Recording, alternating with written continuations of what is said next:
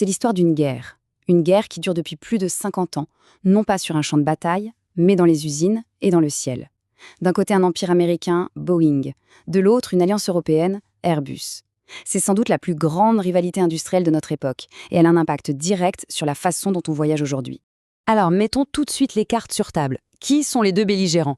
D'un côté, on a Boeing, le colosse, la puissance établie, le géant américain qui a longtemps régné sans partage. Et en face, le challenger, Airbus, né de la volonté de plusieurs pays européens de ne plus laisser les Américains contrôler tout le marché. Et pour bien comprendre l'enjeu, ce chiffre dit tout. À eux deux, Boeing et Airbus, c'est plus de 90% du marché mondial des avions de ligne. C'est un duopole quasi total. Autrement dit, quand on prend l'avion, il y a 9 chances sur 10 que ce soit dans un appareil conçu par l'un ou par l'autre. Leur duel, ce n'est donc pas juste une affaire de business, ça définit carrément l'aviation civile moderne. Mais avant la rivalité, il faut comprendre qu'il y avait un empire. Un seul. Pour saisir pourquoi Airbus a même été créé, il faut d'abord voir à quel point Boeing a, tout seul, façonné l'ère du jet que l'on connaît. L'histoire de Boeing, c'est vraiment un morceau de l'histoire américaine. Ça commence tout petit, en 1916, puis ça devient une machine de guerre industrielle pendant la Seconde Guerre mondiale avec les fameux bombardiers. Après la guerre, Boeing fait le pari fou du transport de passagers par jet. Et ça marche. Le 707 en 58, c'est une révolution.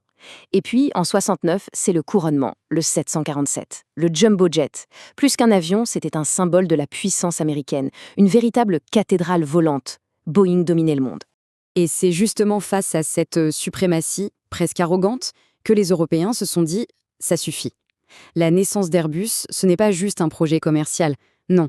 C'est un acte politique, né d'un sentiment d'urgence économique et d'une volonté de souveraineté. Il faut se remettre dans le contexte. Fin des années 60, le ciel est américain, point. Les compagnies aériennes européennes achètent américain.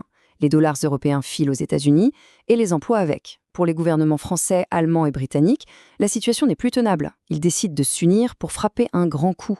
Sauf que les débuts sont très difficiles. Le premier avion, l'A300, est un flop. Personne aux États-Unis n'en veut. Et là, un coup de poker, un coup de génie va tout changer. En 1977, Airbus tente un truc jamais vu. Ils prêtent 4 de leurs avions à une compagnie américaine, Eastern Airlines, pendant 6 mois, gratuitement. C'est un pari fou. Mais ça a marché. Eastern a été bluffé par l'avion, a passé une commande massive et d'un coup, Airbus a forcé la porte du marché américain. Et voilà, Airbus est lancé. La véritable guerre du ciel peut commencer. Et elle va se jouer sur bien plus que les prix. Elle va se jouer sur la technologie et surtout sur 2 visions radicalement différentes de l'avenir du transport aérien.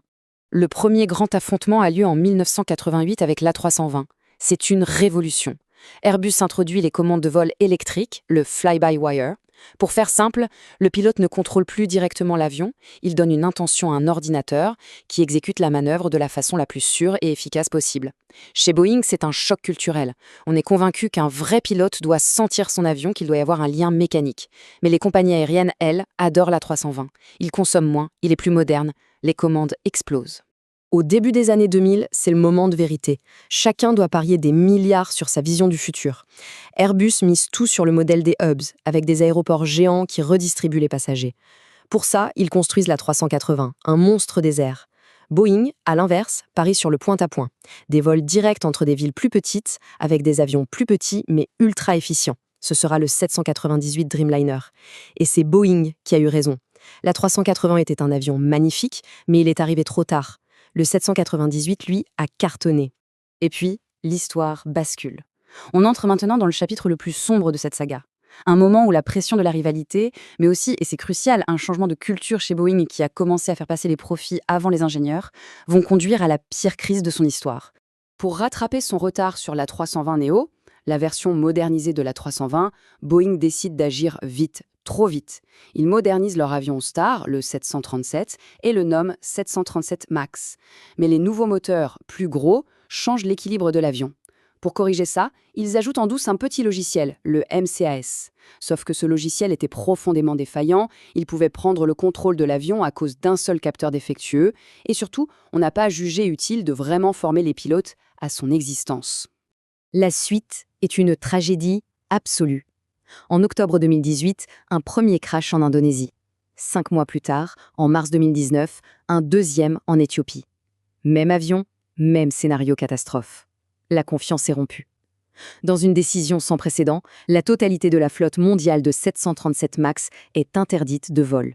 Derrière les décisions industrielles et les erreurs de conception, il y a un bilan humain effroyable. 346 personnes ont perdu la vie. C'est un chiffre qui a profondément et durablement secoué toute la culture de la sécurité aérienne, et bien sûr, celle de Boeing. Les conséquences de cette crise sont immédiates. En 2019, c'est un véritable tremblement de terre. Pour la première fois de son histoire, Airbus livre plus d'avions que Boeing et devient le premier constructeur mondial. Pendant que l'Américain est empêtré dans la crise, l'Européen s'envole. C'est un basculement historique. Aujourd'hui, on est dans un nouveau monde. La crise du MAX a laissé des traces profondes et a rebattu les cartes. Les deux géants sont toujours là, mais ils font face à des défis complètement nouveaux. Et souvent, ce sont les mêmes pour les deux. Le défi numéro 1, c'est bien sûr l'écologie. Comment rendre l'aviation plus propre? Airbus fait le pari très audacieux de l'hydrogène, Boeing, de son côté, est plus prudent et mise sur les carburants durables.